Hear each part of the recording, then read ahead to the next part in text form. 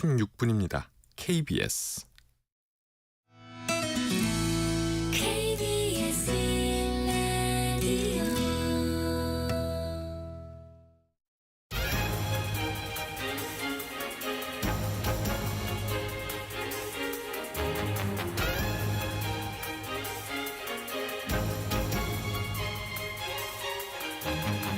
라디오 오늘 아침 일라디오. 안녕하십니까. 오늘 아침 일라디오 아나운서 정은혜입니다. 주머니 사정이 넉넉지 않을 때 가장 먼저 줄이게 되는 비용 바로 식비. 그중에서도 신선식품입니다. 대신에 라면이나 인스턴트 식품으로 끼니를 때우는 일이 잦아지죠. 이러다 보면 건강을 해치게 되고요. 먹거리 문제에서 삶의 큰 격차를 느끼게 되는데요. 정부가 취약계층에게 국산 농식품 구매 바우처를 지원하는 농식품 바우처 제도가 오늘부터 본격적으로 시행이 됩니다.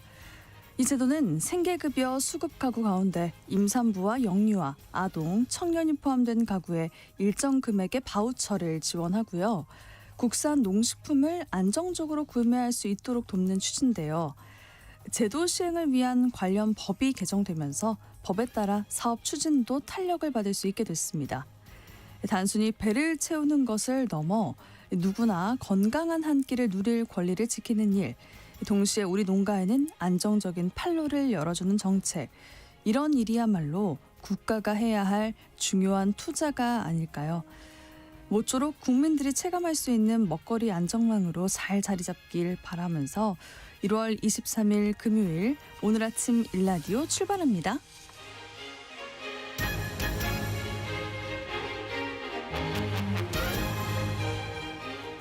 오늘 아침 일라디오 이 시간은 물론 KBS 일라디오의 모든 프로그램은 유튜브 KBS 일라디오 공식 채널이나 모바일 콩 어플리케이션을 통해 실시간으로 함께하실 수 있습니다.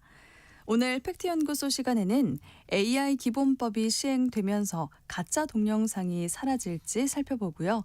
건강의료 처방전 시간에는 내 집에서 나이 들기 위한 돌봄에 대해서 알아보도록 하겠습니다.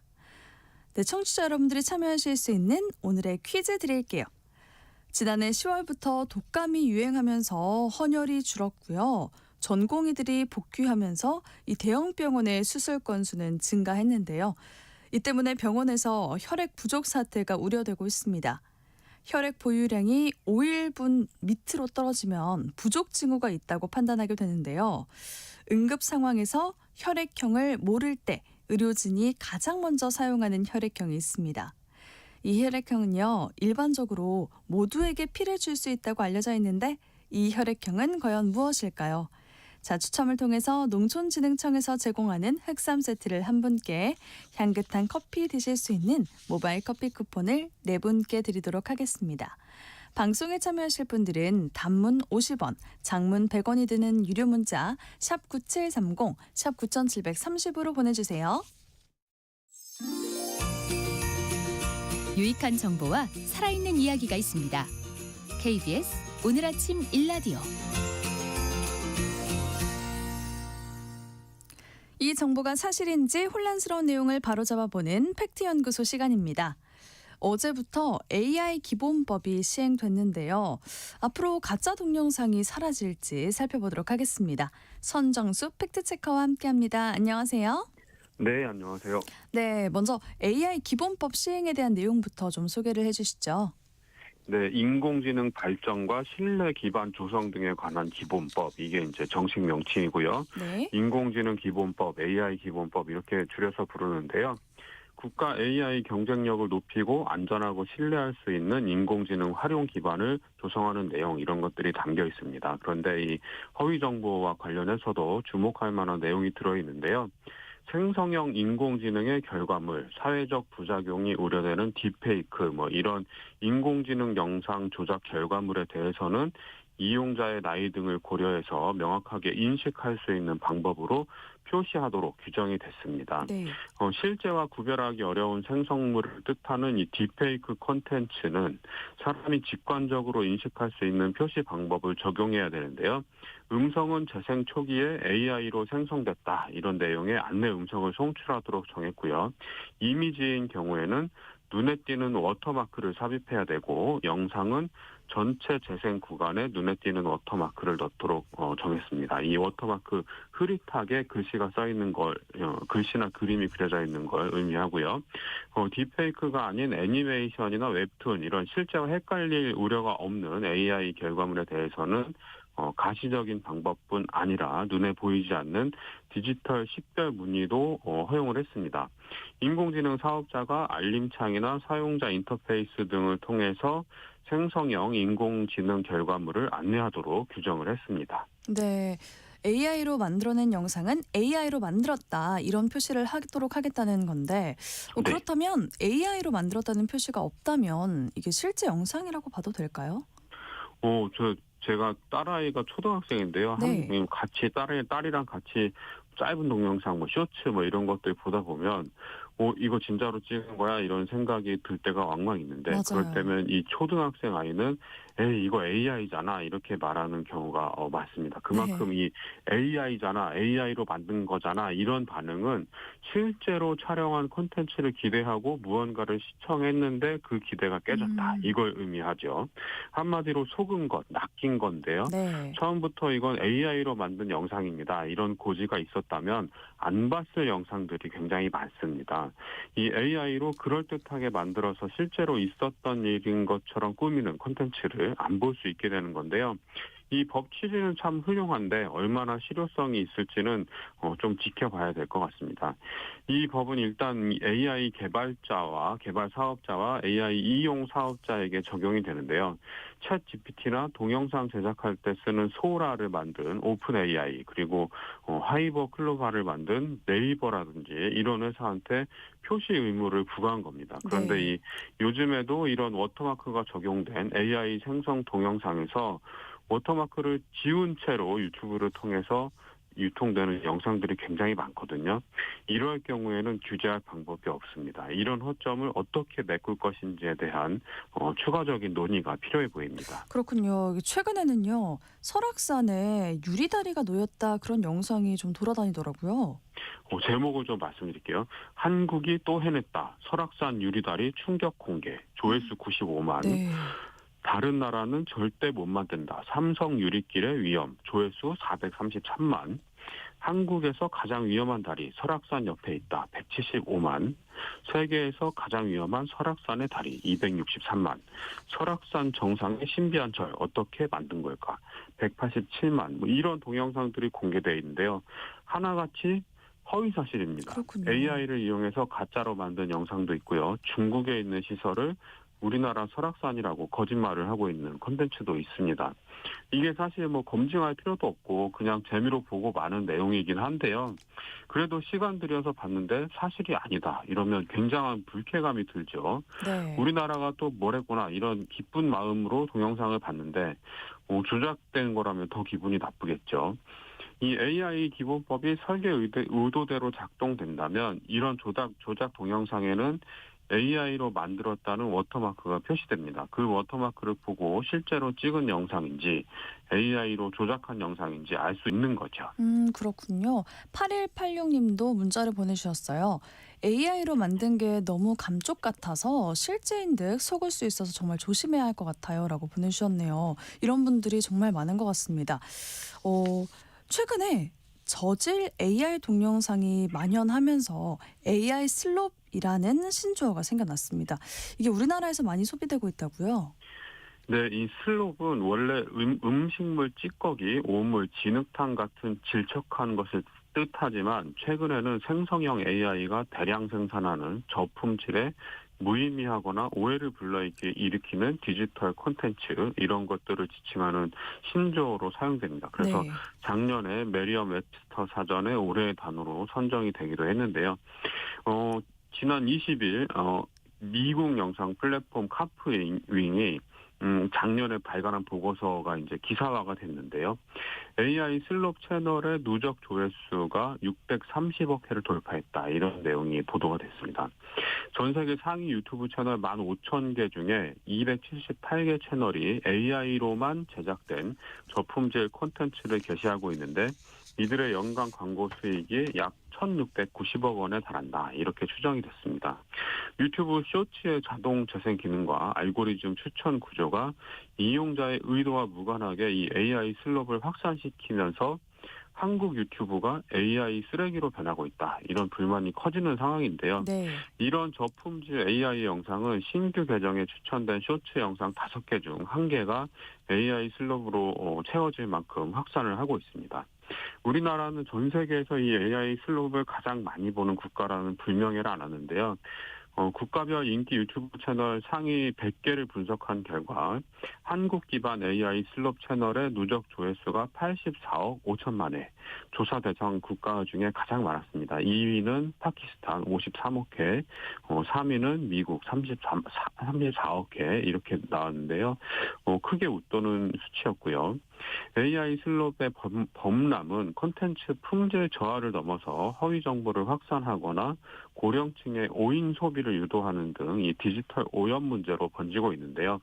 허위 정보를 가려내는 능력이 약한 고령층과 어린아이들이 자극적인 합성 영상과 허위 사실을 사실로 오인하는 사례 이런 것들이 늘어날 우려가 있습니다. 네, 그렇군요. 허위 조작 정보를 규제하는 방향으로 이 정보통신망법도 개정됐는데, 그러면 그 법으로 이런 허위 정보를 막을 수 있나요? 안타깝지만 개정된 정보통신망법으로는 이런 유형의 허위 정보를 막을 수 있는 가능성이 없다고 봅니다. 그렇군요. 이 개정 정보통신망은 타인을 비방할 목적으로 허위 정보를 유포하고 명예를 훼손했을 때 처벌하도록 정했고요.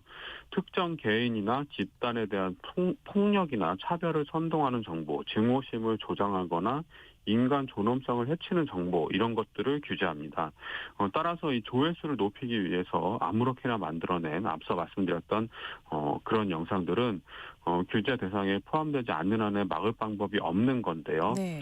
설악산의 유리다리, 가짜 AI 의사가 알려주는 건강 정보 이런 류의 허위 정보는 설악산의 명예를 훼손한 것도 아니고 유리다리의 명예를 훼손한 것도 아니고 아니면 가짜 의사 나의 명예가 없는 거니까요.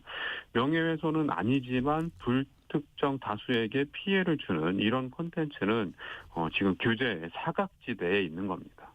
네, 이런 허위 정보 때문에 내 시간과 데이터를 이 허위 정보에 빼앗기게 되는 셈인데, 이 허위 정보 게시자는 선량한 사람을 속여서 조회수라는 이득을 부당하게 챙기는 거잖아요. 이건 방법이 없을까요? 애초에 남을 속일 목적으로 사실과 다른 재산상의 이득을 취할 때 형법상 사기죄로 규율할 수 있는데요. 네. 사실이 아닌 내용을 동영상을 만들어서 유튜브에 게시했다. 조회수를 높이려는 목적으로 사실인 것처럼 제목과 썸네일을 만들어서 시청을 유도했다. 결과적으로 이용자는 시간과 데이터를 낭비하는 재산상 피해를 보게 되는 거고 네. 그 반대급부로 유튜버는 총수익을 조회수로 나눈 것만큼의 재산상 이익을 봤다. 이런 논리가 되는데 수사를 하고 기소를 하고 재판을 해서 유죄 판결까지 받아내야 되는데 아니면 민사로 손해배상 소송을 내든지 해야 되고요. 이 수사기관 입장에서는 실익이 없다고 판단할 것 같습니다. 그리고 민사소송을 내려고 해도 개인이 하기에는 시간도 많이 걸리고 비용도 만만치 않을 테고요. 집단 소송을 한번 해볼 만한 것 같은데 워낙 이런 류의 허위 정보가 아무런 규제도 없이 활개를 치고 있으니까 준엄한 경고를 보낸다는 차원에서 이 집단 소송 한번 추진해봐도 좋을 것 같습니다. 근데 네. 누가 추진 고양이 목에 방울 달기 이렇게 되는 거죠 결국에는. 그렇죠. 네. 유튜브나 틱톡 등 콘텐츠 플랫폼이 좀 걸러주면 좋을 것 같다라는 생각이 드네요. 안타깝게도 플랫폼은 허위 정보의 폐해에는 별로 관심이 없어 보입니다. 오히려 이 저질 동영상을 확산시켜서 자사의 이용량을 늘리는 것에 더 몰두하는 상황인데요. 네. 유튜브는 VO3라는 동영상 생성형 AI를 유튜브 스튜디오에 무료로 탑재했습니다. 이 유튜브라는 플랫폼 안에서 쇼츠를 생성하고 소비할 수 있는 생태계를 구현하고자 하는 목표인데요. 생성형 AI 업체들은 명목상으로는 허위 정보 방지에 신경을 쓰는 척은 하고 있습니다. 이 오픈 AI는 소라2로 생성된 모든 영상 곳곳에 워터마크를 삽입하고 디지털 콘텐츠 출처 증명 표준, 메타데이터를 포함해서 AI 생성물임을 명시하는 노력을 하고 있기는 합니다. 그런데 유튜브는 이 제작자가 AI 생성물의 경우 해당 사실을 의무적으로 공개하도록 하고 있고, 이를 위반할 시에는 콘텐츠 삭제나 파트너 프로그램 정지와 같은 제재를 가한다고 하는데, 네. 최근에는 AI로 생성된 반복적이고 저품질의 콘텐츠를 비인증 콘텐츠로 분류해서 수익화를 정지시키는 이런 자체 가이드라인을 발표하기도 했습니다. 그런데 이미 이 소라2의 워터마크를 몇 초 안에 지우는 방법들이 나와 있고요. 그리고 유튜브에는 딥페이크로 제작된 허위 정보로 이 조회수 장사를 하는 채널들이 셀 수 없이 많습니다. 네. 제가 몇 군데 신고도 해봤는데 그래요? 예, 아무런 반응이 없습니다. 아직까지는 이 미디어 이용자들이 스스로 쓰레기 정보를 걸러내는 것밖에는 뾰족한 방법이 없는 상태입니다. 그렇군요. 오늘 팩트연구소 시간에는 AI 기본법과 허위 정보 동영상에 대한 여러 가지 정보들을 함께 확인했습니다. 선정수 팩트체커와 함께했습니다. 고맙습니다. 네, 고맙습니다.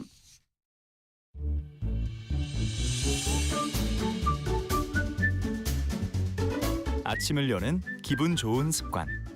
KBS 오늘 아침 일라디오.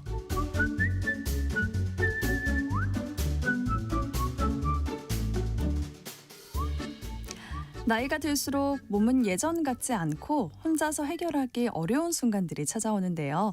그래도 병원이나 시설이 아니라 익숙한 내 집에서 사는 게 가장 좋겠죠.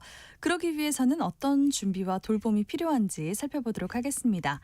약이 되는 건강의료 처방전 시간 함께해 주신 박한슬 약사님 오랜만에 나오셨습니다. 안녕하세요, 약사님. 안녕하십니까. 네, 아이가 태어나게 되면서 그만두게 되셨는데 이렇게 오랜만에 얼굴 봐서 너무 좋아요. 아기 많이 컸나요? 이제 200일 조금 넘어가지고 이제 조금씩 기기도 하고 막 뒤집고 이러면서 이제 재롱 부리는 게 너무 귀엽습니다. 네, 너무 좋은 시간일 것 같아요. 가끔 방송에서 뵈면 좋겠다는 생각을 하는데 아기 때문에 새벽에 나오는 게 좀 힘드신 거죠? 네, 이제 알람을 맞춰놔야지 저도 일어날 수가 있는데 그러면 아기도 같이 깨는 문제가 그렇죠, 생겨가지고 맞아요. 네, 그런 것 때문에 좀 그렇습니다. 네, 약사님을 기다리신 네. 청취자분들도 많으실 것 같아요. 그래도 이렇게 시간 내주셔서 정말 정말 감사드립니다. 오늘 주제가요. 내 집에서 나이 들기라고 말씀을 해주셨는데요.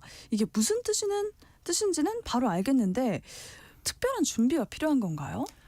이제 준비가 필요하다는 거를 지금 방송 듣는 청취자분들도 좀 의아하게 생각하실 것 같아요. 네. 아니 내가 평생 살아온 익숙한 내 집인데 거기서 나이 드는 게 뭘 준비를 해야 될까? 그러니까 그냥 살면 되는 게 아닌가? 이런 생각이 들 것 그런 같은데요. 생각을 많이들 하실 것 같은데 사실은 내가 나이를 먹을수록요 내 집이 내 몸에 맞지 않는 위험한 공간이 되어간다는 거를 우리가 잘 모르기 때문에 이런 의구심을 가지는 거라고 할 수가 있습니다. 그 집이 위험한 공간이 된다는 네, 건가요? 그래서 실제로 통계 자료를 살펴보면 좀 이제 충격적이라고도 할 수가 있는데요. 네. 이제 국가 데이터처에서 2024년에 발표한 노인 안전 실태라는 그 조사를 보면요. 이제 65세 이상 노인 중에서 연간 손상 경험률이 5.7%라고 합니다. 그러니까 노인 오. 100명 중에서 한 5명, 6명 정도는 이제 좀 심한 손상을 입는다. 크게 다치는 일을 겪는다라고 하는 건데 네네. 그 중에 73.9%가 주택 내에서 발생하는 거라고 합니다. 그러니까 그럼 내 집에서 다치는 게 정말 많은 거네요. 네. 그래서 다치는 분들은 실제로 내 집에서 평범하게 내가 생활하다가 집에서 다치는 경우가 훨씬 더 많은 거죠. 네. 근데 이게 왜 그러면 집에서 그렇게 많이 다치냐고 하면요. 노년이 되면서 내 몸이 점점 허약해지는 그걸 노쇠라고 하는데 노쇠를 경험하게 되면요. 이제 어린이 키우는 거랑 제가 또 육아 얘기를 했으니 이제 비교하면 쉬울 건데 네. 아기 키우면서 저도 집에 거실에 매트를 깔았습니다. 좀 두툼한 거를. 그래서 아기 있는 집은 다 깔려 네. 있더라고요. 그래서 아기들이 뭐 넘어지거나 떨어져도 좀 다치지 않게 그렇게 해주는 건데 그렇게 해주는 이유가 아기들이 이제 몸이 약해져서 그런 거잖아요. 그래서 네. 부러지거나 다치지 않게. 근데 노인도 사실은 똑같거든요. 노쇠를 겪으면. 그래서 노인분들이 노쇠를 겪어서 몸이 약해지면 이런 보조 장치를 준비를 해야 되는 게 맞는데 네네. 근데 우리가 나이 든다고 집에 뭐 매트를 간다든지 이런 걸 준비하는 생각 자체가 거의 없지 않습니까? 그렇죠. 그러니까 아이들이 넘어져서 까지고 다치는 것처럼 어르신분도 그렇게 문제를 겪으시는 거예요. 네. 그래서 특히나 좀 문제가 되는 거는 이제 요즘 같은 겨울철에 특히 오늘 제가 이 얘기를 준비한 게 이것 때문인데요. 평소에는 거동 잘 하시던 분들이 겨울철에 눈 오고 추운 날 오늘같이 그러면 바깥에 얼음이 얼어 있죠. 네. 그래서 그거를 잘못 발을 헛디뎌서 넘어지시면요. 이제 그때부터 갑자기 뼈가 부러지시고 네. 그래서 허리 다치고 아니면 엉덩이가 부러지거나 이러면은 이제 갑작스럽게 돌봄이 필요해지는 경우들이 맞아요, 많거든요. 네. 그래서 그런 것들은 미리미리 좀 집에 준비를 해놔야 되는 겁니다. 그러니까 노인분들이 특히나 넘어지는 걸 조심해야 한다고 하시잖아요. 아, 이게 그렇게 넘어지게 되면서 돌봄은 갑작스럽게 찾아온다. 이런 비슷한 사례들을 좀 많이 본 것 같아요. 이게 아직은 우리 집 일은 아닐 줄 알았는데 이게 갑자기 사고로 건강이 나빠지는 분들 덜어 있는 것 같아요. 주변에 이제 할머니, 할아버지들 보면 이런 경우는 참 많거든요. 네. 보통은 또 할머니들이신데 보통 할아버지 먼저 사별하시고 할머니 혼자 씩씩하게 잘 지내신다고 생각을 했는데 갑자기 연락이 오십니다. 그래서 갑자기 넘어져서 좀 다쳤다. 별거 아닌 줄 알았는데 보면 다리가 부러지셨다든지 엉덩이가 부러지셨다든지 네, 그런 경우들이 많은데 그러면 집에서 모시고 있을 수가 좀 없죠. 아무래도. 네. 그러니까 이제 일단 뼈 부러졌으니까 병원을 가자 해서 병원을 가는데 그러면 당연히 이제 우리가 입원해서 이제 좀 생활을 해야 되는 건데 입원해 보신 분들은 알겠지만 병원은 기본적으로 막 돌아다니는 공간이 아니라 침대에 누워서 요양을 하는 공간이죠. 맞아요. 그러니까 이제 보통 뭐 큰 병원 같은 데도 구내식당 같은 데 가보면 환자복 입은 분들 출입 금지 막 이런 거 붙여놓고 네네네. 막 그렇잖아요. 그래서 환자들은 기본적으로 침대에 누워서 회복을 해야 된다. 이게 그럼 당연한 얘기고 우리도 그러면서 이제 회복이 되는 건데 네. 어르신들은 사정이 조금 달라집니다. 왜 그러냐면요. 어르신들이 회복이 너무 더뎌지거든요. 네. 그래서 이제 보통 예를 들어서 뭐 골절 같은 거 뼈 부러지면은 우리가 석고붕대를 감죠. 보통 깁스라고 하는 석고붕대 감았다 풀면은 왠지 약간 얇아진 느낌 드실 때가 있을 거예요. 이제 다리도 약간 얇아진 느낌, 아니면 팔이 얇아진 느낌. 그게 안 써서 근육이 줄어드는 건데요. 네. 이제 그렇게 되면 젊은 분들은 그래도 회복이 됩니다. 다시 쓰면서 근육이 다시 붙거든요. 네네. 근데 어르신들은 근육이 좀 빠진 상태에서 다시 돌아오는 게 굉장히 더딥니다. 아, 그렇군요. 그러니까 이제 어떤 문제가 되느냐면 처음에 입원하셨을 때는 뼈 부러졌으니까 잠깐 회복하자라고 해서 누워서 생활을 하시는데 누워서 생활을 하시다 보면은 이제 다리의 근육도 빠지고 온몸의 근육이 조금씩 빠지다 보니까 점점 이제 뼈 다 붙고 나서도 내가 걷지를 못하는 상태가 되는 겁니다. 아. 다리 힘이 약해져서. 네네. 그래서 분명히 이제 이분이 멀쩡하게 잘 걸어 다니시다가 한 번 넘어진 다음에는 굉장히 급속도로 상태가 악화돼서 나중에 걷지도 못하게 됐다. 이런 사례들이 정말 많거든요. 그 넘어지고 회복하는 것에서 끝나는 게 아니라 네. 그 이후가 정말 더 심각한 문제일 수도 있겠네요. 그래서 갑작스럽게 정말 돌봄이 계속 만성화되는 이런 상황이 발생하는 거고, 그래서 별다른 재활 운동 같은 걸 안 하면은 네. 그렇게 약간 생을 마감하시는 경우도 굉장히 많아지는 거죠. 그래요.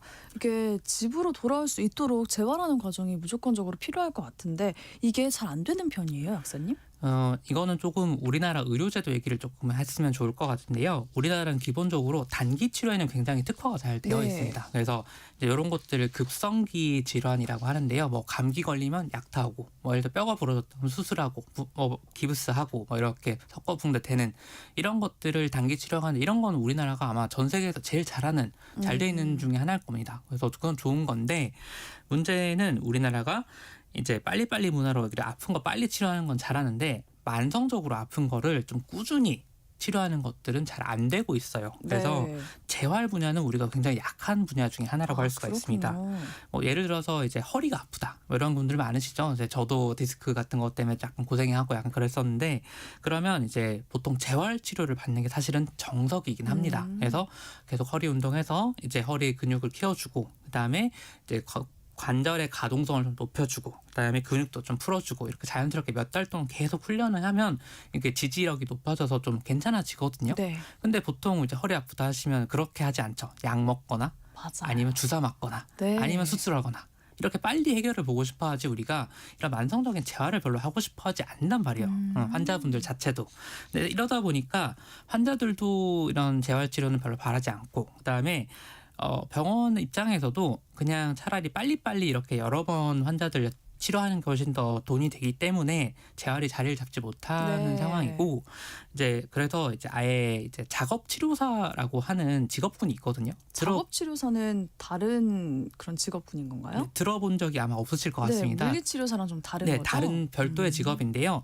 이제 이게 해외에서는 꽤 전망이 좋은 직업이거든요. 네. 우리나라에도 별도 직업으로 있습니다. 자격증 면허증이 나오는 직업인데 잘 모르세요. 어떤 식으로 치료를 하시는 이제 거예요? 이분들이 뭘 하냐면 기능 회복 훈련이란 걸 하거든요. 예를 들어서 이제 제가 사고로 손을 다쳤습니다. 뭐 네. 손가락이 뭐 잘렸다. 그래 다시 붙였어요. 그러면 손이 다시 붙은 거는 기능적으로 되겠지만 이제 뭐 숟가락을 잡는다든지 펜을 잡는다든지 이런 거는 잘 안 될 수가 있죠. 네. 그럼 굉장히 길고 지루한 과정이지만 손을 오므려서 이렇게 뭔가 잡는 거 이런 것들을 계속 꾸준히 훈련을 해야지 내가 그게 재활 운동인 네 그런 거잖아요. 것들 하는 게 이제 기능 회복 훈련을 하는 거거든요. 네. 이제 작업 치료사분들이 원래 이런 것들을 담당하시는 거예요.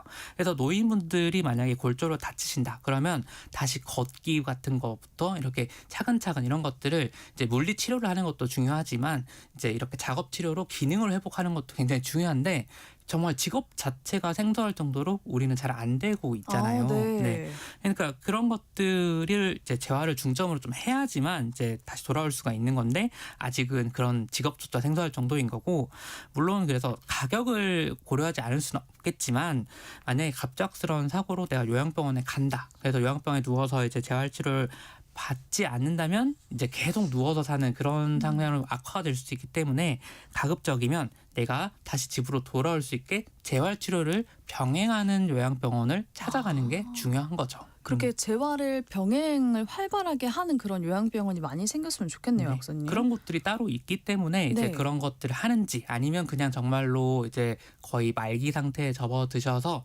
그냥 정말 임종까지 좀 관리를 받을 수 있는 그런 곳인지가 좀 구분이 되어 있거든요, 현실적으로. 네. 그래서 어느 쪽인지를 한번 확인하는 게 꼭 필요하다고 할 수 있습니다. 네, 그게 중요할 것 같네요. 이게 조금 또 다른 얘기인데요. 예방도 비슷한 것 같아요. 미리 병을 막을 수 있도록 관리를 하기 위해서 뭔가를 좀 해야겠다 이런 생각이 들 때가 많은데 어떤 걸 얼만큼 준비를 해야 할지 모르는 경우가 정말 많거든요. 이럴 땐 어떻게 해야 되죠? 제가 아까 말씀드린 것 같은 넘어지면 이렇게 급격하게 악화될 수 있다 이런 걸 하면은 당장 무섭다는 생각이 제일 많이 드시죠. 네네. 어르신들도. 그래서 그럼 뭘 해야 되냐 하는데 거기에 대해서 얘기해 주는 사람이 많이 없더라고요. 그래서 이제 제가 두 가지를 말씀드릴 수가 있을 것 같은데요. 첫 번째는 운동을 좀 하는 겁니다.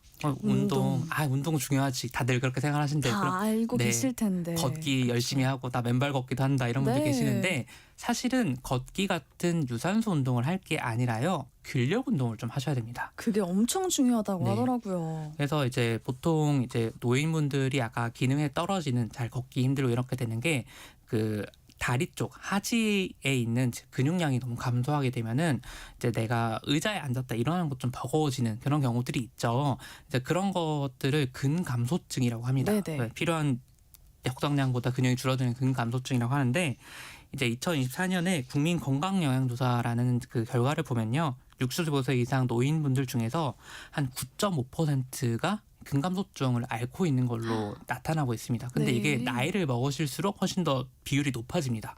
그러니까 내가 80 이상 90대에 가까운 나이가 되면은 누구나 그런 증상을 겪게 된다고 생각할 수면 될 것 같고요. 그럼 이걸 막기 위해서는 스쿼트라든지 맨몸 운동을 하더라도 그냥 걷기 같은 유산소 운동을 할 게 아니라 스쿼트 같은 이런 운동을 해서 하지 근력을 좀 채워주는 게 중요한데 어쨌든 결국은 근육량이 빠지는 건 막을 수는 없습니다. 나이 들면서. 그럴 땐 어떻게 해야 되냐? 그래서 주택 개조를 좀 하면 좋습니다. 어떻게 개조를 해요? 그래서 이제 대표적인 게요. 집에서 내가 넘어지지 않는 게 정말 중요한 네. 거거든요. 그래서 그럼 어떻게 하면 넘어지지 않을 수 있냐 하는 게 첫 번째가 그 복도 같은 데다가 이렇게 봉 같은 걸 붙여서 그걸 짚고 다닐 수 있게 만들어주는 게 굉장히 중요합니다. 그래서 가드레일 같이 이렇게 해서 잡고 다니실 수 있게 보통 어르신들이 긴 거리를 이동하실 때 그 벽에 이렇게 손을 짚고 이동하시는 경우들이 많거든요. 네네네. 지지할 때가 있어야 되니까. 근데 그렇게 짚는 거랑도 그 봉을 잡는 거랑 다른 문제거든요. 그런 것들을 설치하면 훨씬 더 안전해진 집이 될 수가 있는 거고요. 그거 말고도 이제 아까 제가 의자 얘기를 말씀드렸는데 의자 같은 것도 의자 옆에 이제 손을 놓을 수 있는 이제 받침이 있으면 이걸 짚고 일어날 수가 있거든요. 네네. 어깨랑 이렇게 해서 이렇게 짚고 일어날 수 있게 이렇게 그 받침대를 만들어 두는 게 중요합니다. 그래서 이게 의자도 그렇지만 제일 중요한 게 화장실이에요. 변기 같은데 보통 앉아서 일을 보시고 다시 네. 일어나기가 너무 힘드니까 거기서 맞아요. 넘어지는 경우들이 네네네네. 많거든요. 그래서 안전 손잡이라고 해서 이렇게 잡고 일어날 수 있는 손잡이들이 있습니다. 그런 걸 욕실에도 설치할 수가 있고, 그다음에 이제 어르신들이 특히 좀 넘어지는 게 씻을 때. 그래서 보통 욕조 있는 집은 욕조 턱이 높거든요. 네. 근데 어르신들이 다리를 넘어가기 좀 힘들단 힘드실 말이에요. 것 같아요. 그래서 그런 것들은 가급적이면 차라리 샤워 부스 같은 데로 바꾸는 게 좋고, 이제 샤워 부스를 하더라도 거기에 앉아서 쉴 수 있는 샤워 의자 같은 것들이 있거든요. 그 앉아서 씻고 앉은 상태에서 일어나시는 건 괜찮은데 너무 쪼그려 앉았다 일어난다든지 이런 건 어려운 일이기 때문에 네. 이제 그런 정도의 그 주택 개조를 하는 게 좋은데, 실제로 이제 국토교통부에서 발표하는 이제 주거 실태 같은 걸 보면은 주택 개조율이 한 20%도 안 돼요. 아 그래요. 네, 그러니까 이런 것들이 진짜 낙상 넘어지는 사고를 예방하는 가장 좋은 방법인데도 잘 안 되고 있는 거죠. 저도 할머니 집에 오랜만에 방문을 했더니 화장실 안에 어떤 지지대 같은 게 맞습니다. 손잡이 같은 게 설치가 되어 있더라고요. 정말 잘하셨다 이 생각이 들었는데 지금 8186님도 문자를 보내주셨어요.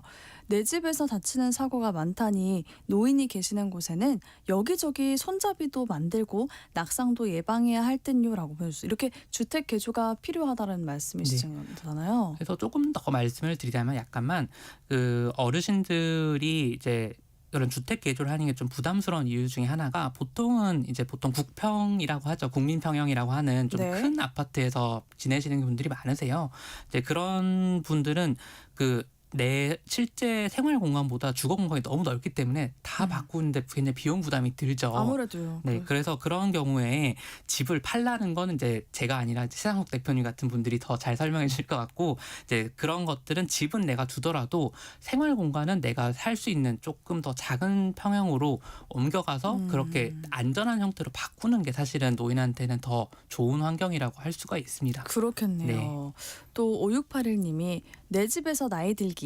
저는 70대 중반으로 요즘엔 주로 실내에서 운동해요. 라디오 들으며 주로 근육량에 도움이 되는 운동을 합니다. 날씨가 풀리면 걷기 운동하려고요. 오 정말 잘하시고 정말 계시네요. 잘하고 계시는 겁니다. 네. 집에서도 이렇게 부상 위험을 예방하기 위해서는 여러 가지 준비를 해야 할 것 같은데 이런 준비를 해두면 노년에도 집에서 생활할 수 있겠네요. 1차적으로는 이런 것들이 준비가 되면 그렇게 될 수가 있지만요. 역시나 이것만으로 끝나는 건 아닙니다. 그래서 제일 중요한 거는 내 생활을 보조해주는 사람이 필요하거든요. 네.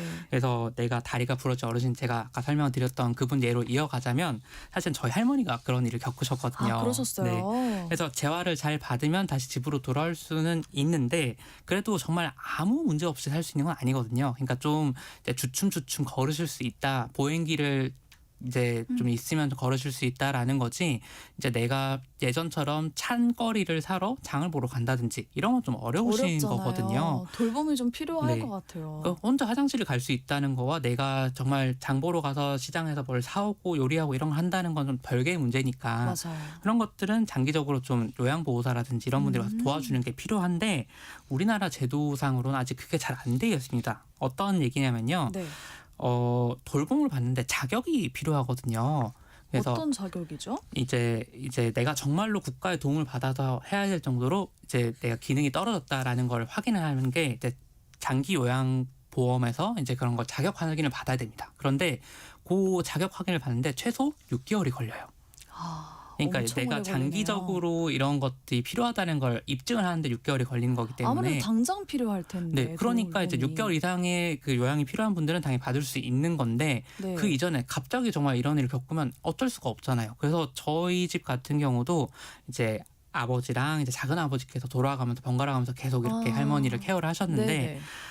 이렇게 꼼짝없이 이렇게 돌봄이 필요한 상황을 맞이하면은 정말로 6개월 동안은 가족이 하든지 아니면은 어쩔 수 없이 요양병원을 가셔야 되는 거예요. 근데 거기서 아까 말씀드렸듯이 재활이 병행이 안 되면 계속 악화가 되고 그런 식으로 이제 지금 노인분들이 겪은 상황이신 건데, 그래서 저는 이게 정말 좀 생활 보조 수준의 그런 것들만 도와줄 수 있도록 일본 제도를 좀 참고해서 우리나라도 좀 바뀔 필요가 있지 않을까 좀 오. 그런 생각이 듭니다. 일본은 지금 어떻게 하고 있는데요? 이제 이웃나라 일본이 아무래도 고령화를 먼저 겪은 나라다 보니 배울 점들이 많은데요. 네네. 이제 아까 말씀드린 돌봄 부분에서도 이제 그런 게 있는데 자격 증빙을 좀 완화를 해줬습니다. 일본은. 그래서 이제 6개월 동안 걸리는 게 길게 필요한 사람들에 대해서만 해주는 게 아니라 정말 소소하게 필요한 사람들도 해주는데 대신에 이분들은 요양보호사 같은 고급 인력이 가는 게 아니라 홈 헬퍼라고 해서 정말 생활 보조만 좀 해주는 그냥 가사 지원만 전담하는 분들이 있거든요. 네. 그런 분들이 가서 가사 지원만 좀 전달해주면 이분들이 요양병원까지 가지 않더라도 내 집에서 나이 들기가 가능한 거예요. 그러네요. 네, 근데 우리나라는 일단 자격 기준 미달이면 그냥 아무것도 못 받는다라고 하니까 이제 이거 돌봄 공백이 생길 수밖에 없는 구조인 거고, 그래서 지자체 차원에서 이런 걸 좀 벌충해 주는 곳들이 있습니다. 서울시 같은 경우도 그런 게 있어서 긴급 지원 돌봄 이런 것들이 네. 있는데 이제 그런 거를 받을 수 있는 지자체는 낫겠지만 그런 게 없는 지자체라면 또 굉장히 좀 곤란한 상황이 되잖아요. 그래서 이런 악순환을 막기 위해서는 좀 당장 필요하지 않아 좀 준비를 해두는 것들이 필요하고, 네. 그래서 이제 지금 방송을 들은 청취자분들 중에서 내가 지금 당장 그런 돌봄의 위기에 처해 있지는 않다라고 하더라도 저는 두 가지는 준비를 해주셨으면 좋겠습니다. 어떤 거죠? 그래서 첫 번째는 내가 아플 때 어느 병원에 가서 이런 치료를 받을지, 그러니까 이제 재활이 가능한 그런 요양병원, 요양시설을 미리 찾아주시는 게 중요해요. 집 근처에. 그래야지 네. 급작스럽게 그냥 아무 병원이나 가서 악화되는 걸 막을 수가 있는 거고, 네. 두 번째로는 내가 집에 돌아왔을 때 이런 생활이 가능할 수 있게 주택 개조 같은 것들을 미리 좀 해두는 겁니다. 그러니까 이게 정말 별거 아닐 수 있지만 뭐 문턱 같은 거 하나 없애두면은 내가 발이 좀 끌려도 넘어지는 거 줄일 수 있고요. 네. 그런 것들이 정말 사소한 거지만 그래도 내가 거동이 가능할 때 하면 훨씬 더 좋거든요. 네, 그러니까 내가 아픈 다음에 늦게 한다라기보다도 미리미리 좀 그런 것들을 준비해두는 게 이제 내 집에서 나이 들기를 좀 진정하게 가능하게 할 수 있는 방법이라고 할 수가 있습니다. 네, 그러니까 다치기 전에 음. 미리 이렇게 준비를 해놓으면 정말 좋을 것 같네요. 이게 내 집에서 돌봄과 의료 서비스를 모두 받을 수 있는 지역사회 통합 돌봄이라는 것도 있다고 들었습니다. 지금 혹시 시행이 되고 있나요? 법이 통과가 됐고 원래는 올해부터 시행이 예정입니다. 아, 네. 그래서 저도 이제 잘 됐으면 좋겠다고 생각을 하는데요. 안타까운 거는 이제 책임 주체가 지자체로 돼 있어요. 정부에서 하는 게 아니고 지자체별로 하는 거라서 어떤 지자체들은 굉장히 준비가 많이 되어 있는 편이고 또 어떤 지자체는 준비가 거의 안 돼 있다 보니까 지역마다 편차가 좀 크다고 네. 합니다. 그래서 제대로 시행될지가 조금 불투명한 상황인데 어쨌든 간에 그런 돌봄을 받을 수 있다면 내가 집에서 이제 의료 같은 것도 재택 의료 같은 것들이 지금 시범 사업들을 많이 하고 있거든요. 네. 그러면 의사 선생님들이 와서 직접 왕진을 와서 해주면 얼마나 좋습니까? 이제 그런 것들도 이제 굉장히 좀 좋은 건데 여기서 또 한 가지 쟁점이 하나 있습니다. 뭐예요? 뭐냐면 지금은 우리나라가 집에서 임종을 맞는 게 좀 굉장히 어려운 상황이 되어 있습니다. 그리고 내 집에서 임종을 맞는 게 네. 불가능한 거예요? 거의 불가능한 상황입니다. 왜죠? 왜 그러냐면요. 이제 제가 이제 이런저런 자리들에서 많은 이런 얘기들을 듣는데 네. 그 중에 하나가 우리나라에서 최고급 요양 시설들이 굉장히 많이 생기고 있죠. 요양원 중에서도 정말 하이엔드 네, 고급 네. 요양원 이런 것들이 많이 생기는데 그런 곳들도 의료 시설이 아니다 보니까 의사 선생님이 상주하는 곳은 아니거든요. 그러면 문제가 뭐냐면 그런 곳에서 사망이 발생하면 이게 의료기관이 아닌 곳에서 환자가 사망하면 이게 변사로 처리가 된다고 합니다. 법적으로. 몰랐습니다. 네. 그러면 법적으로 경찰이 개입해서 수사를 해야 되는 상황이 되는 거예요. 그러니까 내가 그냥 내 집에서 편하게 살다가 임종을 맞고 싶다라고 하면은 집에서 돌아가시면 행정 절차가 굉장히 복잡해집니다. 그래서 네. 경찰에 신고를 해야 되고 사망하신 걸 보고 경찰이 와서 수사를 해요. 의무적으로. 그러니까 이거는 좀 유족들한테도 사실 못할 짓이기도 하고 그러네요. 평안한 임종을 맞는다고 하기 어렵죠. 그러니까요. 그래서 요양원 같은 곳에서도 이제 편하게 잘 지내시다가도 사망하실 때가 임박하면 그냥 주변 응급실로 바로 보냅니다.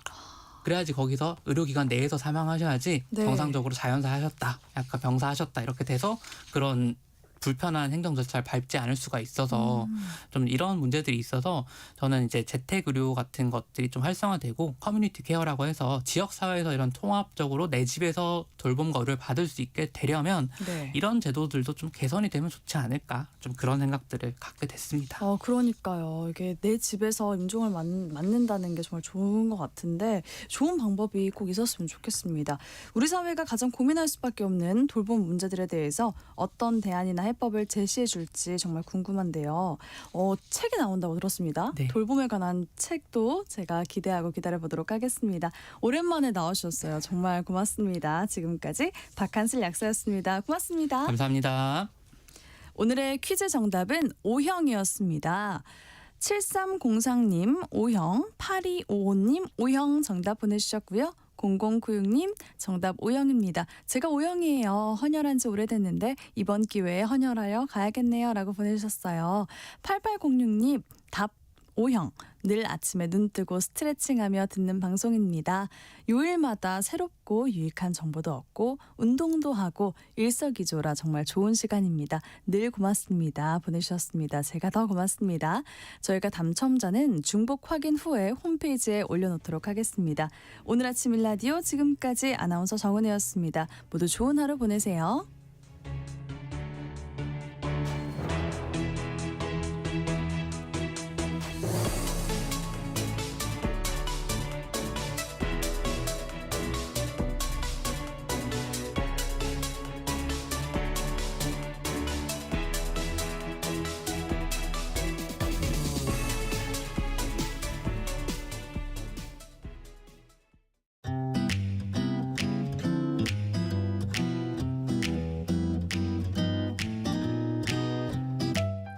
안녕하세요. 바른말 고운말입니다.